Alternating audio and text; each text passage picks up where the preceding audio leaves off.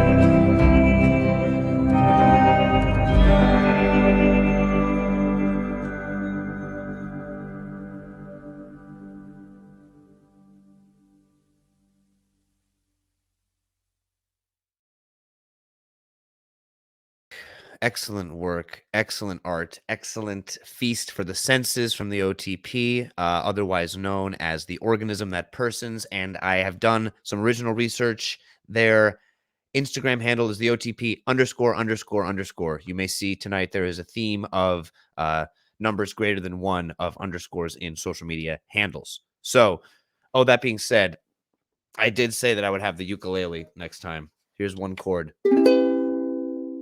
Beautiful. Follow OTP at the OTP ____. Tip them on Venmo at the OTP and on Cash App, $ the OTP. Amazing, amazing stuff there, folks. All right. Let's move right along here. I hope everybody's staying cozy and calm and otherwise copacetic. The other thing I looked up, Mason Reese was the child star that was in a lot of ads in the 70s and coined the Borgersmord word, in case anyone was wondering. That is a Swedish term. All right, so moving on, we have some incredibly interesting and compelling shadow puppetry work coming up from a duo called Brzezinski and Schap. And this piece is above/below. That is my assumption, above/below, or just called above below. Either way, this is a super intriguing and super interesting work by some high-level puppetry folks. Brzezinski and Schap is the creative partnership of Caitlin Brzezinski and Libby Schap. Their distinct style features moving shadow screens, innovative light textures, and blurred lines between performer and shadow character. Flying Lessons, which is their premiere production, toured the Northeast and New Orleans in 2019 and received the Jim Henson, of course, Foundation Workshop Grant in 2018 and the Production Grant in 2019. Illustrious accolades all, as well as generous support from the Bob Jolly Charitable Trust. How could you argue with the Bob Jolly Charitable Trust? That's a force of indisputable good. The Puppet Showplace Theater and the Co Festival. That's KO. Since the success of Flying Lessons, Brzezinski and Schap have created several short filmed shadow pieces, including Above/Below or Above Below or Above and Below, a short for Boston's 48-hour stay-at-home film project, and their new series, Body Stories. You can find them on social medias at brzezinski.and.schap, and that's BRZEZINSKI. Like another, that name was the name of, I believe, a politician, perhaps in the Nixon era, Zbigniew Brzezinski. I am 100% butchering the Polish, so I apologize for that. You can also, if you're digging the shadow puppetry vibe, you can catch them in the next 4-ish installments of Out of Caution. They're going to be presenting some more work in the future, so we have that to look forward to. I'm noticing that I have a good depth to my voice today, so I'm going to really ride that as we move forward, folks. All right, so without any further ado, trial, or tribulation from me, please enjoy the submission Above and Below from Brzezinski and Schap.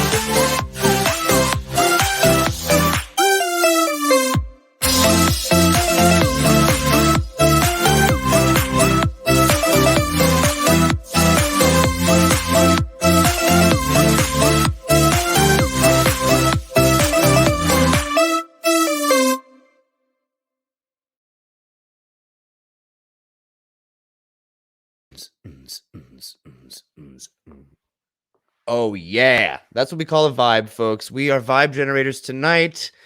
We're turning out in full force. And as they say, we out here. That was fantastic. It was a display of the ancient art of shadow puppetry. It was Brzezinski and Schap. You got their ats, you got their info at brzezinski.and.shap. You can tip them on Venmo at brzezinski-shap. Venmo loves the hyphens. They should start to embrace the M dash. Am I right? Drop your favorite diacritical marks in the comments on the Twitch stream, and we can have a nice little grammatical conversation as we move forward. I love the interplay and the tete-a-tete and the repartee that we can establish here. All right, folks. Yes, so that was Brzezinski and Schap. They are shadow puppeteers extraordinaire. And I was honestly getting lit to that, honestly. So I hope you all were as well. And despite the fact that we are physically separate, we are creating rhizomatic connections and links that, quite frankly, are very special and are made possible by the good folks here at Out of an Abundance of Caution. So welcome back. Welcome to all and to none and to everything in between. Next up, we have a live performance from Nadia Tamayo. Real quick, just want to shout out Nadia's mom, Joy, who I saw in the backstage area, which is virtual, but we worked on a project together a couple years ago. And here's to more in-person music and art making whenever we can do it. But for now, we got this, we got good stuff, and I'm happy you guys are all here. So next up, Nadia Tamayo. She is an avid journalist for the lives of imaginary peoples, and she is also an overflowing bowl of unfinished ideas. Nadia is considered the self-appointed scribe of her family, very important role. She collects notebooks as a hobby and fills them up with fervent reasons as to why she doesn't have Mars in Taurus, characters for a language she created for a story world, her confusion about the lack of diversity in her family's pool of personality-type advocates, excluding Nadia. She is a campaigner. These are all things I'm only vaguely aware of as concepts. She fills them with rants about the frail wills of easily swayed friends, emphatic essays on the counterproductivity of AirPods. I would very much like to read one of those because I totally agree. And she also writes the occasional poem, which is great. At the times when she has to live outside her notebooks, Nadia pours her energy into singing for a concert ensemble and Brooklyn Youth Chorus, as well as sharing her creative input and directorial advice with her parents, the fantastic duo called Ann_Outskirt. Again, we got the underscores going, folks. More recently, she weeps over schools' varying levels of unfairness, especially on the minimal descriptions given about the truth of pig slaughter for pork and bacon in biology, and the vagueness with which she has to deal with in determining whether two characters in her literature and composition 2 book are gay or not. All questions of pretty extreme import. She hopes to find out. You can follow Nadia on Instagram at snimk, SNIMK __ 2 underscores. Okay, I am reading. We are ready to go. All is good. Great. Okay, so without further, I got to think of a synonym for ado. Also, in the chat, put your favorite synonym for ado, all right? Because I'm making much ado about, quite frankly, nothing. But here we go. I'm going to present Nadia to you guys. It's going to be a fantastic live performance, and take it away whenever you're ready.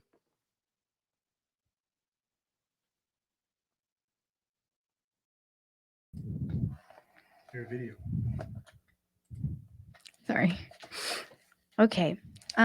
So what I'll be reading tonight is this letter I wrote to a friend who I couldn't actually speak to at the time because I didn't want to make it seem like I was saying anything bad about her to her face.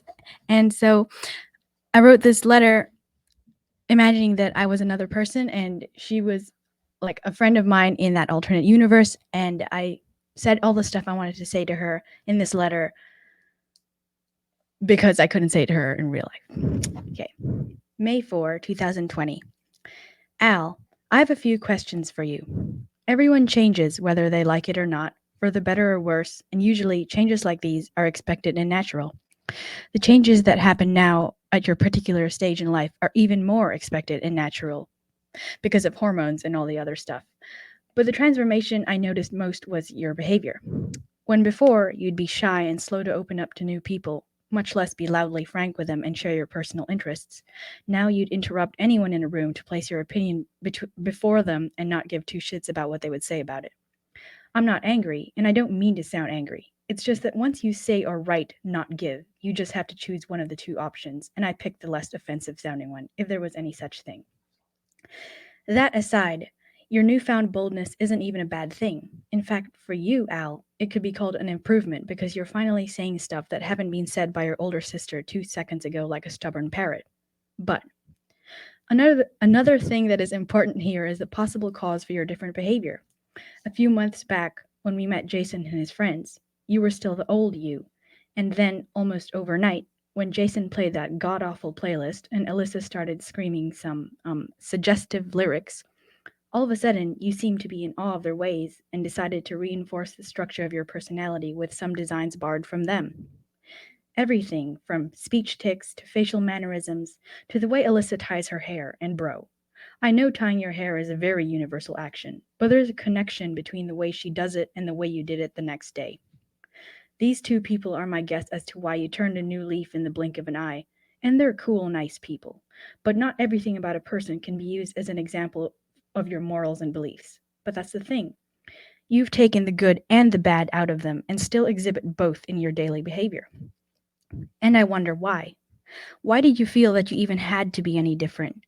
Was it because you still blame yourself for what he did? Because you were always ignored? Or that you felt unhappy with your stagnant habits? Did you think that changing an essential part of what makes you Al would make you more general and popular? Because if so, I've always felt that you were fine as you were. Sweet, weird, kind, soft-spoken, and always blabbing about facts. It was a good person to be. I don't mean to be selfish by trying to make you change into a version of yourself I prefer, but if you change yourself because you feel pressured to attract more favorable glances, just like be more popular, why even? Why create a false version of yourself to fit into a mold that you're clearly too good to fit into? By that, I mean, why be a regular cynic than a nice chum? Why would you want to be fake just to get to listen to some songs with them? Now it's getting too specific, so I'll just ask, why change into someone you know you're better than? It's like being drugged into thinking that you, as a boss, would benefit more from a temp job, or something of the like. And Al, what gets me even more ruffled is your sudden interest in Jason's music. Al, speaking from a position close to you, I know you don't like it. So why pretend to? It's just that your softness is too soft. Malleable, impressionable, easily led. You're not even a Pisces. So why do you act like one? Be the Gemini you are. But Geminis are surprisingly similar to Pisceans when it comes to being easily led, so maybe I shouldn't talk. In fact, maybe I'm being tyrannical and childish by wishing you didn't change so oddly when you, being your own person, can do whatever you want. But there's a difference between doing what you want and doing what other people are doing. That's mostly what I wanted to say. And not to be overbearing, but I just feel like this whole thing is off, just as Alyssa would say. Just know, and this is entirely overused on notebooks, calendars, and phone cases, but marketing appeal aside, you're really fine as you are, if you aren't mass killing or raping people, etc. This saying works quite well. You are, Al. And do you see the period I'm using to show my seriosity? Don't take offense to me expressing my care for your emotional health. Even if it sounds harsh, it comes from a good place. And now I'm sounding like my dad, so ciao. Love, Nadia. Amazing. Thank you so much, Nadia. Thank you very, very much. That was elegantly wrought and well read. In keeping with my previous promise, I have another instrument in my hand, and I'm just singing a little bit. Follow Snimka __. Don't forget the second underscore. An underscore is an extremely important part of a language. Tonight, just want to take a moment here to acknowledge the tonight trope in modern and not even modern historic songwriting. The music heads out there, the tonic, right? That's the key that you're in. That's the note of the key. Ending on the tonic on the word tonight. Very common. Keep your ears peeled for it. And I also just want to shout out people that are responding to questions about diacritical marks. We are having basically a preponderance of Oxford comma fans. Nadia, I'd be curious to know your thoughts on the Oxford comma as a person of the word, the written word and the spoken word. So that was fantastic. Thank you very much again, Nadia. Follow at snimka__. And I believe that is the only social link that we have. Okay. So I'm Nathan Repasz. Welcome back. Welcome to all. Welcome for the first time. If you're just joining, this is volume 47 of Out of Abundance of Caution, which was born out of the necessity to exercise caution in the pandemic context that we find ourselves. Art making persists and proceeds as planned or as unplanned, even if the best laid plans of mice and men go awry, something along those lines. Good intentions. Things have been said about this in the past, and they cease and remain to be relevant. Up next is Vaikuntha Abalon-Aquino, who I believe will be coming from the same physical location as Nadia, but we are in a different conceptual realm. Vaikuntha has submitted probably the best biography that I've read in recent memory. Especially because it is highlighting recipes, which I think is, procedural cooking instructions are things that people are finding a lot of solace in these days. And without further kerfuffle, ballyhoo, or ajada, which is not a synonym, but it is a word that people say, I am going to read the provided bio for Vaikuntha. Vaikuntha, one serving. To the first 5 years of life, add a generous helping of an unusual childhood, a nomadic lifestyle, exploring the mountains, monsoons, and a sense of pitch. Set aside. Fold in a separate country and add 13 homes. Sprinkle liberally with the first experience of snow, the heat of the High Sierra, family separation, and new friends.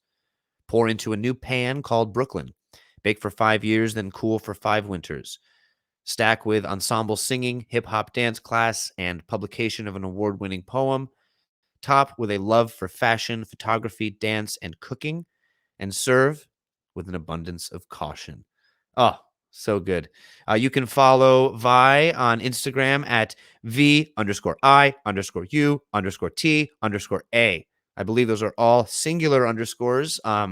Again, very intriguing topics in the chat here. Get in on it while you still can. It's hot, it's grammatical, and it is real fucking life. I'm sorry if I'm swearing. The FCC will just have to levy the appropriate fines. Take that out of my my contract. All right, so there's going to be a pre-recorded video presentation from Vi, and I am going to pass it along right now. Enjoy.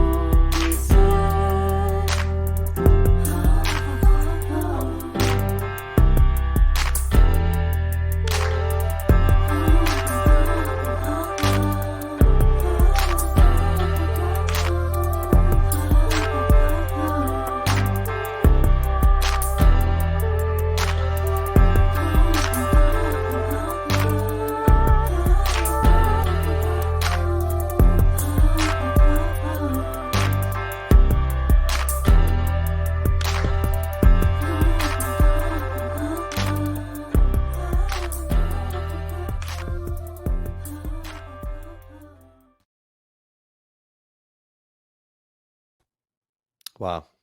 Well, that was exquisite. I think I'm not alone in thinking that that was a really exquisite piece of work. Um, so thank you, Vi. Vi wanted to add that she played, composed the music, and edited the video as well for that piece. So thank you guys. Thank you guys so much, and thank you all for being here. We were that was a there was a level of spellbindingness that was going on backstage. There was a confusion that erupted because literally everyone was transfixed by Vi's piece. So the proof is in the pudding here, folks. We have quite an assortment of tasty treats of all varieties. We're cooking up a lot of dishes here. We got a lot of cooks in the kitchen, but because it's a virtual kitchen, we're not running into spatial bumping into each other sort of issues, which do tend to come up in the kitchen. All right. So again, welcome back. Out of an abundance of caution, we're here. We're 47 weeks old. Some animals, they are well into old age at that time. Some are just still gestating. Quite frankly, we're squarely in the middle when it comes to time. And again, it's all relative and it's all a matter of perspective. I hope people are snuggled and nestled, in various nooks and crannies in their homes and home spaces.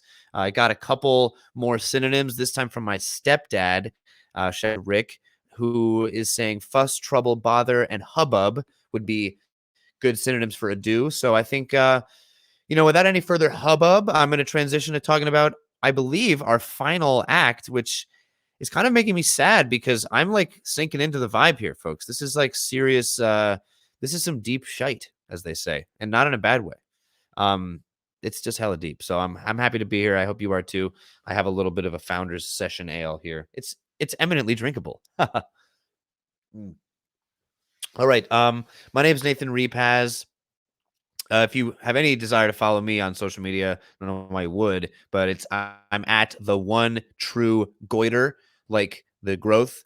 And I also have a YouTube channel, youtube.com/Nathan Repasz, and a couple other things as well, some SoundCloud. And I actually do have a website that's live, but it is pretty incipient. It's definitely not in any sort of complete zone or realm, but it exists. And so shout outs to everybody that's involved in producing this, to Theresa Buchheister, to Lauren Miller, to Ben, whose last name I am going to say very soon, Sulzinsky.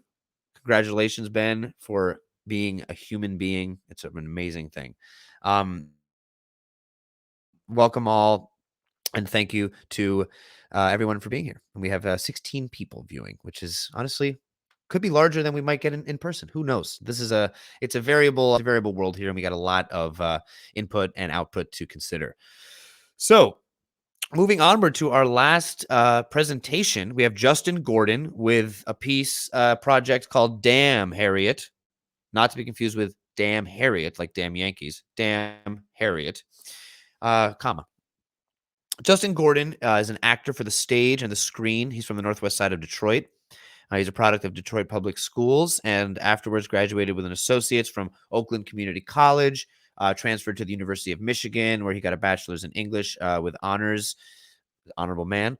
He concluded his undergraduate career with a book of poetry titled 6 Mile Negus on the Honor Roll at Michigan.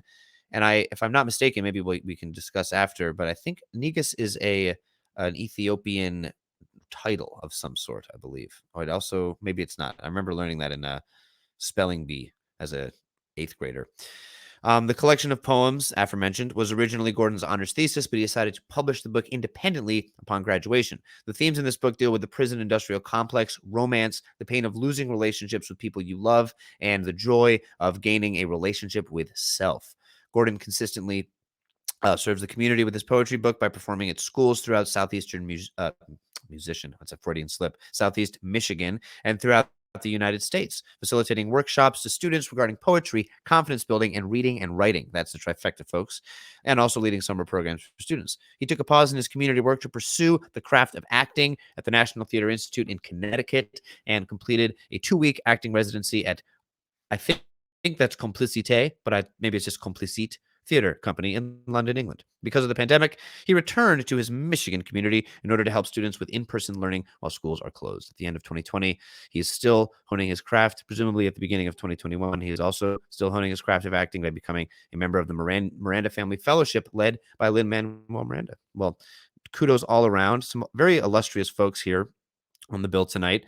You can find him on Facebook at Justin Gordon Detroit, on Cash App or Venmo with $ Detroit Gordon, and on other socials, namely Instagram at Detroit Gordon. So without any further trouble, fuss, bother, hub,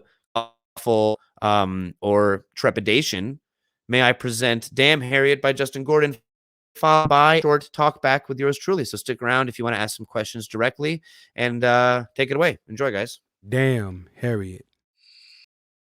Damn, Harriet.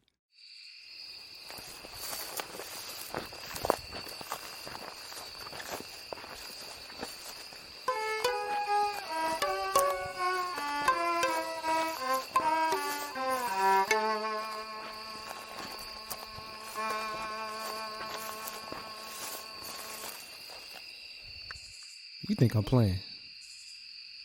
You want to go back? The fuck you mean you want to go back? Nigga, I asked you before we left, was you sure you want to do this? You could have stayed. You could have slaved some more. You was Mr. Big Dick then, huh? Wanted to show everybody you wasn't scared. That you was tired of getting your ass whooped for no reason. Master fuck little Dorothy, and I know you still hurt by that. That was your woman. You said you wasn't standing for that no more. Master gave you 10 lashes when he caught you with that book. You said you ain't standing for that. Your child got sold down to the Johnson plantation about 3 months after she was born. I remember you telling me that. You looking to follow this North Star is what you told me. But now you bitching up. All right. I feel you. I understand you don't want to leave your family behind. You wish Big Mama came with you. I feel that. It was tough leaving your girl. It would have been too risky for her to leave from under the surveillance of the master. You was just finna move up to the big house too. Right. Look, you swear not to tell on us in the event that you get caught going back. Look, I know you're responsible enough not to put us in the whole Underground Railroad in jeopardy. I trust you, fam.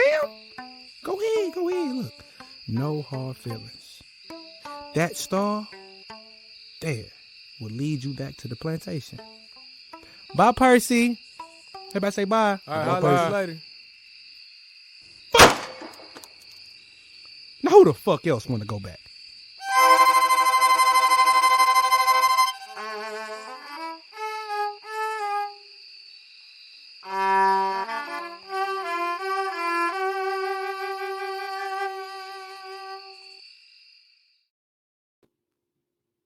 Wow. Well, bravo. Join me in welcoming Justin Gordon, everybody. That was a fantastic, very complex and narrative piece that was short in length, but I would say deep in content. So welcome, Justin. I don't know if you want to just give a little rundown of the work of the project, and I can try to funnel some Twitch questions to us after that.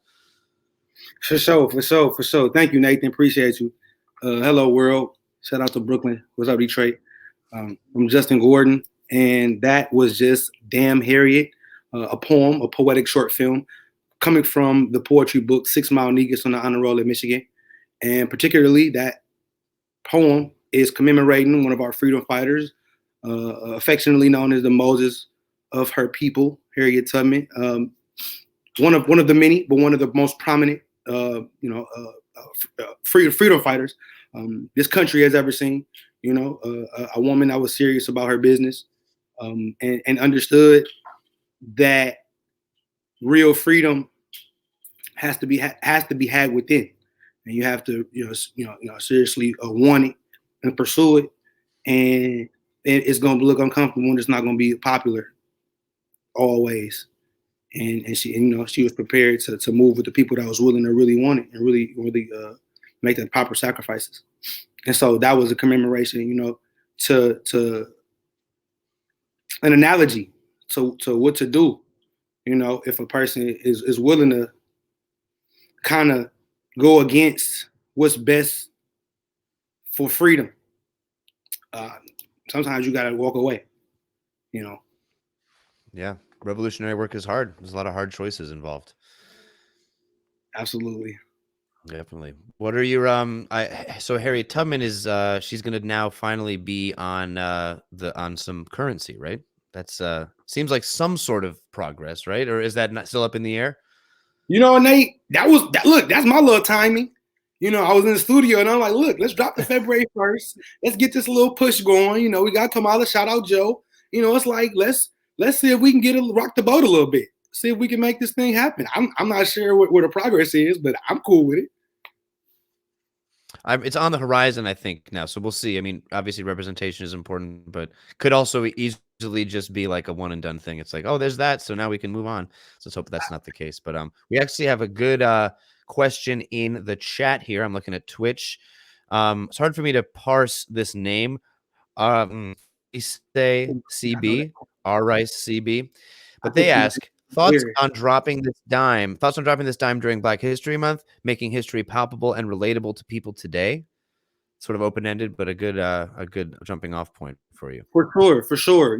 I kind of just like the Bible, a lot of things that happen in the past has been written in the past, especially that's been in books, are relatable to the future and hold the key to solving problems to what's going on in 2022 and 2021.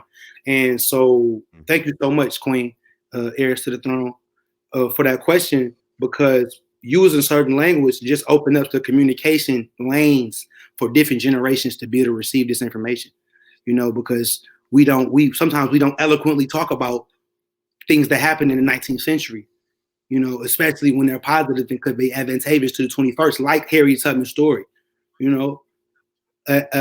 So yes, putting it in this language, using the language that I used was intentional, and that was to draw in a group that would understand it, which is that younger group that I so desperately, and we also desperately want to grasp the future so we can more emphatically hit the future.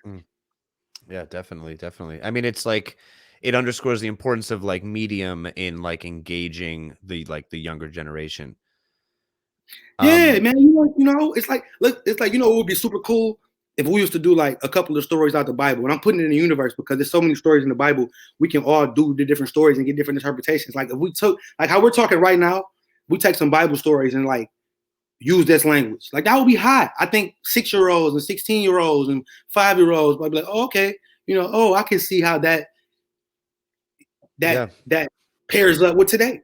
Yeah, I think it totally makes sense. The message is timeless, but the medium has to change sometimes.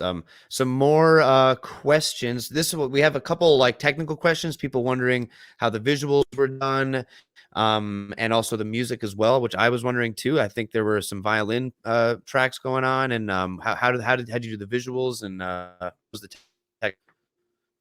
Yeah, off top, shout out to Lena Martin. She did the violin. She's the violinist. Lena Martin. She's Lena Be Free at Lena Be Free on Instagram. So somehow I would throw that. I'm about to go live on Instagram myself and let people know. So Lena Be Free on Instagram.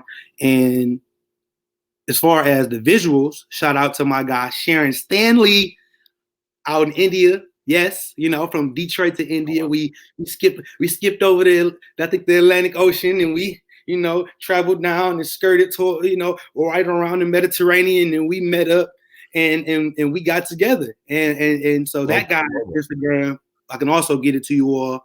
So it helps to build relationships. So we got Lena, violinist, out from the East Coast, but shout out Ypsilanti, Michigan, and Sharon, a new friend of mine from India. Awesome. And shout out to Michigan for having really cool names of towns like Ypsilanti and Kalamazoo and things like that. Nathan, you can't forget Detroit. Detroit, my favorite French settlement. That's amazing. Well, we got Justin here. We're representing Detroit. We have across global collaborations. Let me see if there's anything else in the Twitch right now. People saying way to represent the mitten. Also too. Got good red vibes going on. And I see people are linking to IG as well. But yeah, I don't know if you have any more thoughts to close it out. And then we're kind of coming to a close here. Thank you so much to everybody, and thank you, Justin, for presenting. And I'll let you have the final word for your segment, and then I'll close this out. I see another question. Oh, for sure. Yeah, let's do that. Cool.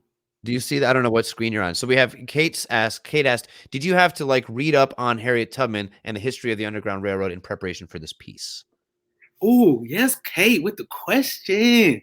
To answer your question, I've been privileged to be around people who thought that this information was important since I was 3-4 years old.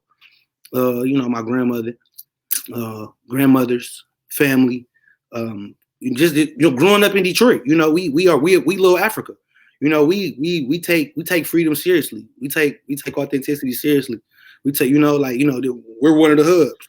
And so growing up, it was always around me. And then I chose to grab onto it more, just through a series of events and trials and tribulations in my life made me understand, like, that's just who I am.